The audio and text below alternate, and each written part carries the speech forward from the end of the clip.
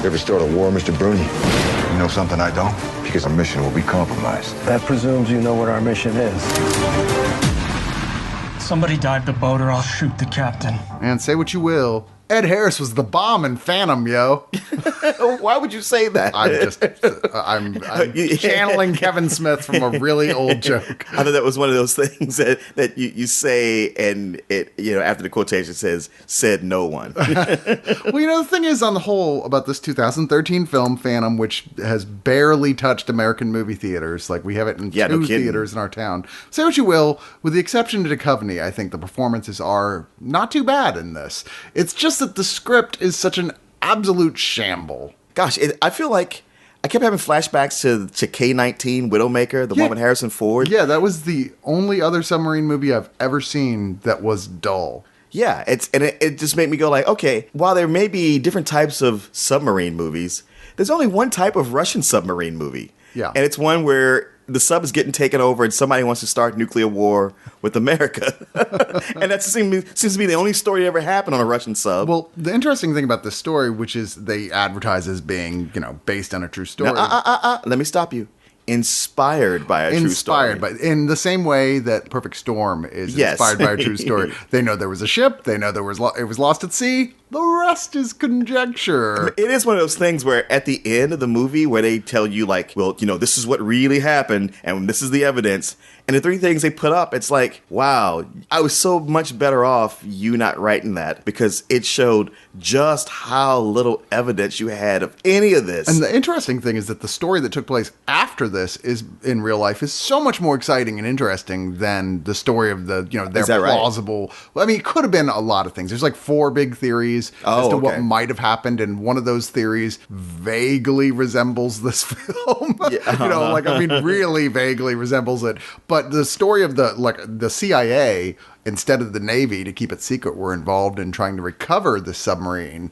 And apparently it was one of the best kept secrets of the CIA for decades about this whole story. And it's still one of the few documents from that period of time, which is in the late 1960s, which is still classified, remains completely classified. So, whoa, that's kind of weird. I wonder why. Right. But that being said, none of that cool shit is in this movie. Yeah. This film follows a older Soviet Navy captain who's he's at the twilight of his career, played by Ed Harris, who has been assigned by Lance Henriksen, which is never a good sign these days. Was that Lance Henriksen? Yeah. Oh, okay. I kept thinking that was Scott Glenn. No. It's Lance Henriksen who says, okay, this is the last mission. You got to take your old boat, your original boat out. And it's very unclear what exactly is going on. It's like, but you go on here with your number 2 guy, played by the great William Fichtner. I love William Fichtner. He's one of those actors who's seems to be graduating right now from secondary guy to primary actor, and well deservedly so. He's the up and coming guy. Everyone's like, he's going to be the next big captain. But they go out on the ship along with a couple guys. It seems to be like a whole crew of guys who just got done sailing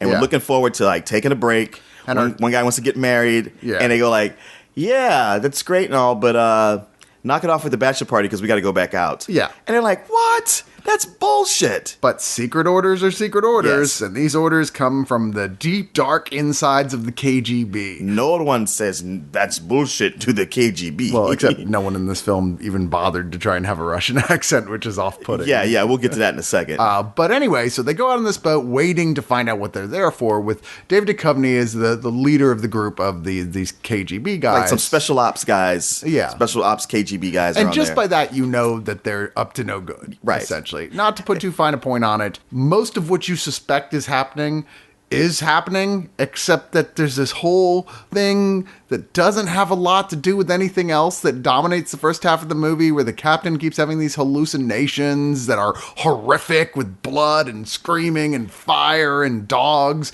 And you're like, whoa, is this ship going to end up being haunted? Is this whatever thing they're doing on there that's supposedly some new technology? Something like in that movie, The Final Countdown? Right. But no, it's considerably more banal than that. Well, I don't think it actually was. Okay, my problems with the movie, I hate half of this movie. Mm-hmm. And that would be the first half. Because not only do they, of course, not speak Russian, but they don't have a Russian accent at all. And if K-19 Widowmaker taught us anything, it's that if you're going to play Russians, you have to at least have the accent, or else it doesn't translate. Everybody speaking with an American accent when they're fighting the Americans, it doesn't play well in the head. No. Fucking Valkyrie had the same problem. It's like, Yeah.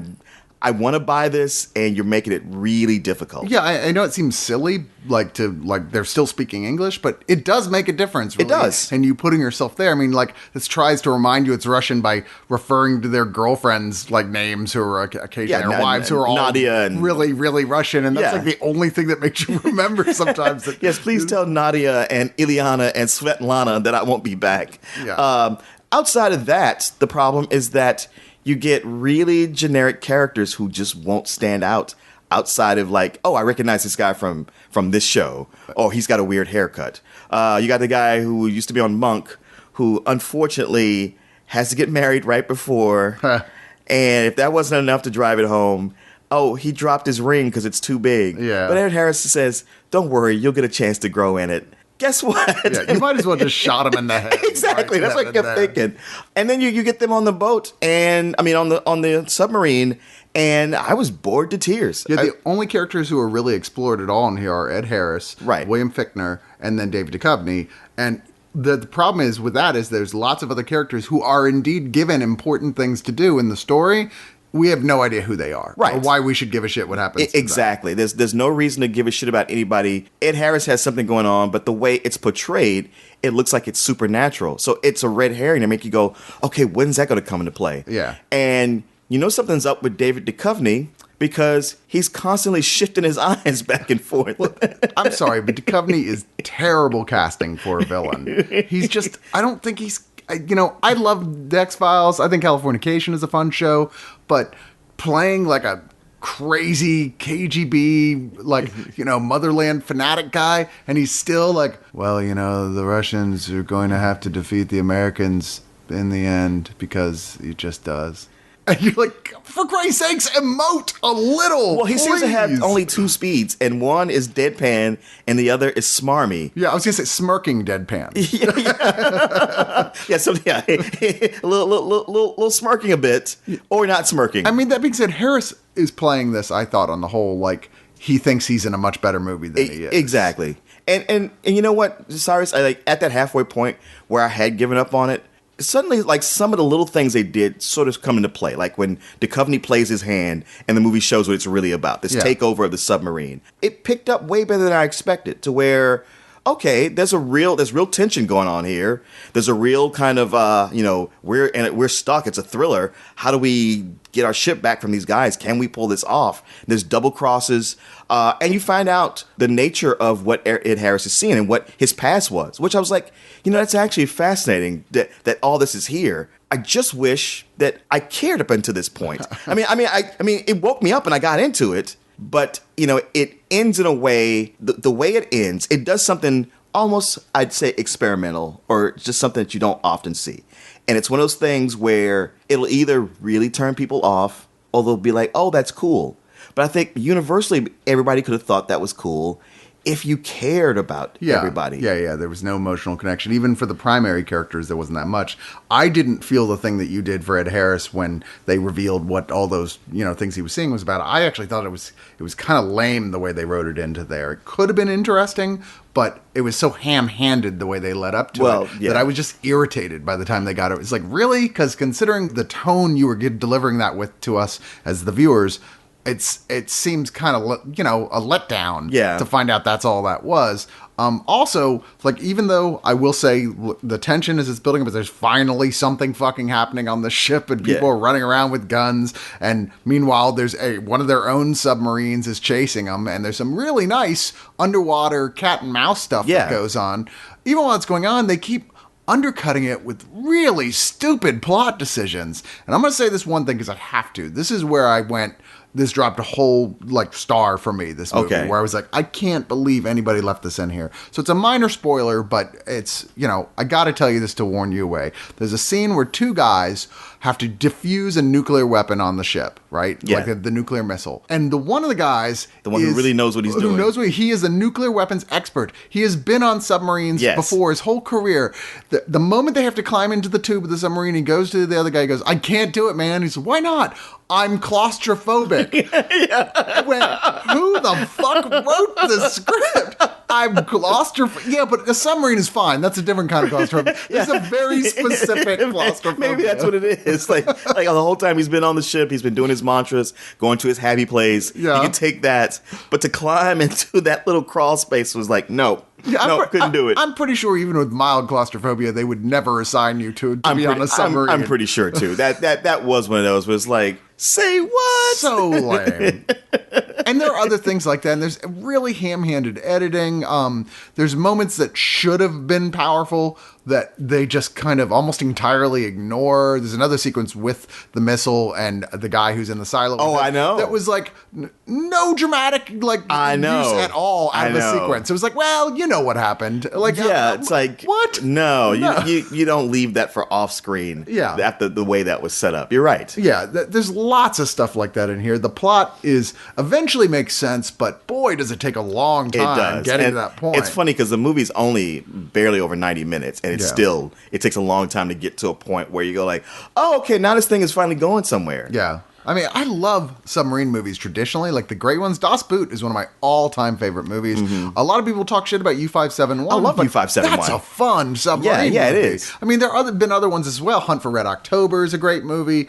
But this is just, you gotta give that sense of claustrophobia to the audience. And I never really even felt they were on a sub most of the time. It just looked like sets. Really, you never really got that sensation. With that so much. And you've got to also, like I said, in that situation, we've got to know multiple different characters. We've got to know little things about each one of them and how their own personal neuroses play into the situation when things get super, super tense. And none of that is here at all. The problem is this is a story that ultimately is a good story. You're like, wow, this could have been a great movie, but it's just screwed up on so many fronts and bad decisions. It is one of those where I was like, you know what? This could have been one of the episodes of the original Star Trek series. Yeah. Because they would do, they could do stuff like this. Yeah. Where it's all on the ship, like a bottle movie, but just dealing with the mutiny and backstabbing and whatnot. It's half of one of those. And I love that on the poster it has like big letters, like the Duchovny on one side, Harris on the other, the submarine in the middle, and the letters World War III. And nothing about this feels World War III-ish. It really doesn't. Yeah, I think they're selling this in two different ways. They're selling it as like World War III is about to happen, it's the apocalypse type film, and then they're selling it as, maybe there's a ghost thing on the ship. Maybe it's like that movie Below with David Twohy. Yeah. And it's not like either one of those things. That is unfortunate. Like even like with the name Phantom, and it just evokes that you're thinking, okay, there are ghosts. There's even talk of people who died, so there's a reason for there to be ghosts. Only, why would you want to trick the audience into thinking maybe that's where it's going when it's not going to do anything like that? With the possible exception of an ending, which I personally thought was ridiculously lame. I mean, it was the only laugh I got in the whole film. No. I was like, are you fucking kidding me? I was like, oh, there's your ghosts. I felt like I liked the ending, but the handling of it was clumsy. Yeah. It was like somebody said, like, I know what to do here. This is going to be kind of cool. But instead of putting on surgical gloves, they put on boxing gloves. Yeah. And so they just kind of like mishandled it. But it's like, all right, I see what you were going for. I can kind of go with the spirit, no pun intended, of that. And plus, it's over. What the hell? It doesn't matter. But it's one of those where, like, man, had I gone through something and really loved all those guys, it reminded me of Lost. And with Lost, you had several seasons to really get to know people. So there was that, like, hey, we want to show you, where everyone ends up. And you're like, I don't think you're really pulling it off, but I appreciate it. I see where you're going. Yeah. And with this, it's like, if any one of these characters meant more to me, this would be something I'd be like, okay. Yeah. But they don't, so you go like, whatever. Just like you said, the biggest frustrating thing about this is that you kept going, while you're watching it, there was so much potential here. Yeah. this director, Todd Robinson, apparently had done well from some short films and from some smaller indie house stuff. But for whatever reason, this is, and maybe it was studio meddling. I haven't really read anything to say anything one way or the other, but it feels like a director's screw up more than anything else. I mean, like I said, there's script issues as well, but like just some streamlining could have made this at the very least fun, and it just kind of dog paddles its way through. Dog paddles. I wish I could like this more, but God, it's such a shame. Like, I feel so bad for Ed Harris. I don't want to give your movie a bad review because you're trying so hard. You want to be the Ed Harris that was an A-list Ed Harris, and now you're kind of a C-plus list Ed Harris in your career, and that's sad. I mean, you got your face is a map at this point. That happens. Really is. To older, what do you do? No matter. I mean, Al Pacino is appearing in crappy movies. True. What are you gonna do? But this is just a low rental of a film. For me, it was more of just a regular rental. Like, at one point, I even entertained the idea of high rental. But yeah, with so many missteps, it's just a rental. But the performance of Ed Harris does lift it up to keep it from sinking. Can't still wait to get around these. From going lower than that. and so much of what it's weird because there's so much about it where I go, I don't understand why this didn't go direct to video. Yeah. As much as how little the push was marketing wise, how few theaters it's in. It's almost like it was on that track to go there. And maybe somebody said like, oh, that show The Americans on FX is new. Yeah. Maybe we'll get some traction from that. I don't know. I don't think it was on anyone's sonar. And that's probably because it was so subpar. There are only two reasons why a boat would go rogue. One is to defect, and the other is to start a war. And I don't think we're defecting.